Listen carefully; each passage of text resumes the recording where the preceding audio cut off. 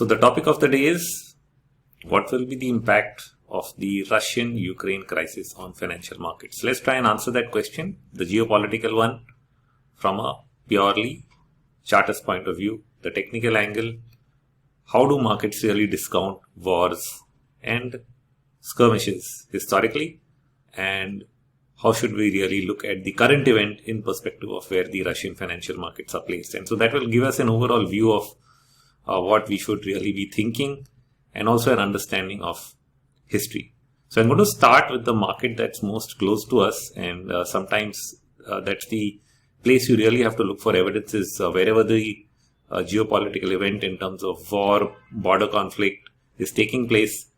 Look at what's happening in the nations closest to that, and you get some idea about what might follow next. And so the place to start is India. And the first thing I'm going to look at is 1998 to 1999. The reason to look of this period is it's also involved the Kargil conflict. And that's something which I think a lot of people can relate with, being so close to home. And what you have to remember about this period is that late 1997, we had the Pokhran bomb blast. Right up here, the market fell a bit, tried to bounce, and then as expected, US ended up putting sanctions on India. The stock market sold off and then formed an ending pattern here as we took major steps to sign the non-proliferation agreement and get those sanctions off our back, and things improved from there again. Now, as they improved, actually what was really going on was the tech bubble. Okay. And as the tech bubble unfolded, the markets rallied. And then there was this sell-off. Why did this happen? Is by that time, we ended up with a border conflict, which is what we now remember as Kargil. And that caused an initial correction. But the real war, the real border attacks started on the 3rd of May, which is where I've drawn this vertical line. And the market had actually started to go up over here. And it continued to rally throughout this conflict. So what we actually ended up seeing is a big up move between the 3rd of May and the 26th of July, when this entire border firing was going on, and till the point where we claim victory on the border fight. So what is the Elliott wave angle? So I have zoomed out a little bit. You see the market peaked out in 1997. What followed was wave A of a bear market, a wave B bounce back, and then a wave C decline, which is where the ending diagonal has occurred. So you notice that the real impact of wave C is come with the geopolitical event, which is the test of a nuclear bomb, and that also has been one of the, whenever you do something which is military, you are of course provoking your nation, the neighboring country, and what we ended up with was a border conflict subsequent to that. Now, while the border conflict itself occurred much later after wave C, the starting point, I think, is the start of wave C. And this is the essential outcome of a very detailed study done by Robert Prechter himself in Socionomics, where he's displayed to great detail, not about India, but wars, social upheavals, civil wars, internal conflicts, all occurring in wave C of bear markets, which means either at the start of wave C, end of wave C, or just by the point where it has completed. And by that time, you often see these conflicts erupt and then have to be dealt with. The amazing thing though is that by the time things have erupted and the market has discounted it, it starts to recover. And so a lot of the conflict continues to go on even while the recovery phase is on. Okay, or at least the worst point in terms of sentiment has taken place by the time you've reached wave C's end. And so I'm going to now show this with a couple of more examples. But before I go to those examples, I'm going to show a couple of Indian instances where we didn't end up with outright border wars, but we did end up with terrorizing events at the end of bear market. So let's just take a look, which gives us pretty good historical context. I'm taking you back all the way to 1992.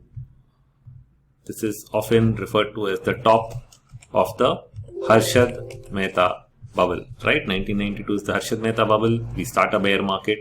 Once it's out in the open, we get wave A, we get wave B, and then we are entering some kind of wave C. Okay, now I'm not getting into the complexity of the decline, but what I want to highlight is once wave C started, we ended up with one of our worst terrorizing events of that time, which is bomb blasts across Mumbai's infrastructure, starting with the Mumbai Stock Exchange and many other important buildings, which is around here.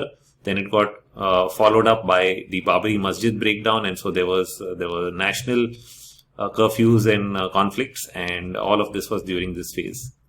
Okay, so this was the terrorizing phase. Now, parallel to this event, is surprising that how if in one market something like this happens, that you find the same repeat in a completely different time frame. And I was able to sense that it was similar in 2009. So you had the big bear market, the Great Recession, as we often call it, wave A, wave B, and a long wave C decline that ended in March of that year. But in late stages of this bear market, after October, in November and December, we had another very terrorizing event, the Taj attacks and the multiple hotels in Mumbai, which were attacked by terrorists, and it was all over the news.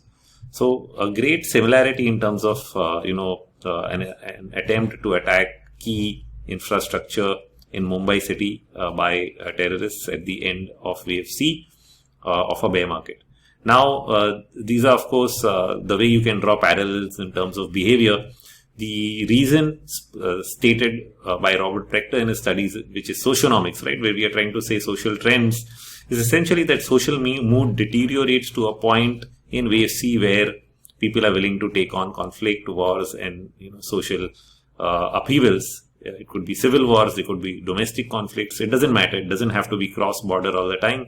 But essentially, the stock market is a reflection of the mood of the public, and when the mood turns down in a bear market is when you get the worst of conflicts. I think that's the basic thesis.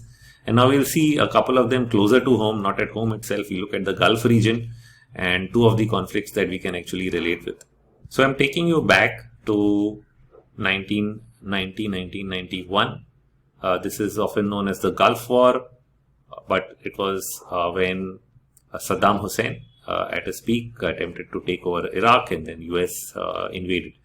Now, while all this was happening, the entire escalation took place all the way from July to August. Once the escalation started, US equity prices started to correct as the US started to display its intentions that it may need to intervene. Following that, a lot of Indian nationals were evacuated from the Middle East. But even then, the Indian stock market, which is at the bottom, continued to rally all the way into September, October. Now, the reason for that is that you still didn't have clearance for an outright attack, which took time. It almost looked like, oh, will they or won't they? But by January, US had approval from the Senate and the NATO, and they finally went ahead with the attacks. And once they went ahead with these attacks, so if you look at the unfolding of this event, what you really find is that a lot of the panic had already been priced in when it comes to world markets. Then it got priced into Indian markets well before the actual attacks, which is in January of that year. When they actually entered, which is the actual strikes took place, you saw one final sell-off which didn't make a new low, but ended up being the final low point for the market. And in India, since we are already down there, we didn't really fall much. It was just a basing out period which took place. And as the conflict ended, of course, in favor of the US, the markets started to recover. The next period of conflict that I'll choose in the Middle Eastern region much later is the 2001 crisis, which is the 9/11 attacks. And let's look at how it unfolded. We first had the tech bubble popping, which is the year 2000, top year. Late March is where the Nasdaq topped out, the S&P topped out. The Dow actually topped out a little earlier. So the Dow topped probably a month ahead of the S&P and Nasdaq here in March. And what you started is a longer term bear market. So let's just take this as wave A and wave B. You'll notice that wave B is slightly triangular in nature, which is typical of B waves. And then you have a long extended C wave down. Now, what happens is in this long extended C wave, which definitely is not over at this point, but we ended up getting the 9/11 attacks here. So late into wave C, you had the 9/11 attacks. Did we immediately get the US going into Iraq? The answer is no. The market still continued into a bear market. And it's around the 3rd of March, which is here, right at the end of the bear market. So you can say in terms of low point, the bear market ended in October, but it was making a higher bottom here in March, and then you saw a continued recovery, and that's the point at which the US invaded Iraq and went after Saddam Hussein. So this is how it unfolded much later. So you notice the attacks midway through, which is your terrorist attacks, and then the subsequent war occurring only after wave C was complete. This is very important in terms of understanding how it unfolded. And you note that at each point, the lowest point is already made. So there's a theory here that, when wars unfold and as the conflict escalates, when the first shots are fired, the market is done. That's one of the theories on the street, and that's somewhat what you notice here, because it takes time for something to escalate, reach a point where you want to make an entry, you set up a plan. The market has already discounted it, which is what we saw even in the Gulf War case. And when the actual firings took place, we were already near the lows, and you started a recovery either sooner or later. And so when we see this history, the question is, where are we today? Now, this is where the US market is. It's not in wave C of any major degree bear market. So to think that the US wants to intervene and enter enter Russia or Ukraine and start fighting a war on the opposite side is bizarre, which is why the headlines today, when they read that they want to get talks going, sounds more like it. Okay, but then, like I also said, always look closer to home. So one of the things we ended up doing is we've been covering Russia initially more because it's an emerging market. So we were looking for bottoms in emerging markets, especially when Brazil bottomed out and rallied. We said, hey, what about Russia? It's one of the BRIC nations. And we published a chart in January, in fact, showing that an ABC decline. We looked at the Russian RTSI index. What we ended up noting is that the entire period from 2008 to 2020 was one large triangular structure. So we actually have A, B, C, D, E, and then we actually started to break out. This may look slightly different if we actually see the RTSI index Moscow, but you also have an MOEX index which looks far more bullish than this. What started to happen after the triangle is we attempted a breakout, and after that breakout we have started to do some retracement. Okay, so that's the essential picture. So we then zoom in to the near-term picture and start wondering whether we've completed a second wave bear market inside of the RTSI index. And then we ended up publishing this chart of the Russian index, showing that it had actually completed an ABC decline after that rally. So it had that breakout rally, started to pull back from October of 2021. Now remember, if you look back at all the previous bear markets we discussed, they have all been 1 year bear markets where wave C was going on 6 months, 8 months, 9 months down the line, and then there was a conflict, and the entire bear market was around 12 to 18 months in length. This decline in the Russian stock market is so far just a little over 3 months, and within that 3 months it's completed the first ABC structure. And I would really have to say that wave C is going to extend into a another 1 year bear market to be able to say that this is a larger degree conflict, and this is just the beginning. My first thought though is when it's breaking out of a multi-year pattern, it's the start of a bull market and not inside a cyclical bear market. So this correction is only a smaller degree correction inside of what we will call the bigger bear, right? So if we look at this, I say this is wave 1 and wave 2 because we are attempting to break out of this, and wave 3 is more due to start. So I was actually looking for a bottom, and when C and A have achieved their targets, which is wave CA is equal to wave A, then I wouldn't really start imagining that you're going to get an extension. So one of the other indices that you can look at is the IMOEX. Okay, this is the Russian index. Also shows the same pattern, only history is slightly different because it looks like it's extended much higher.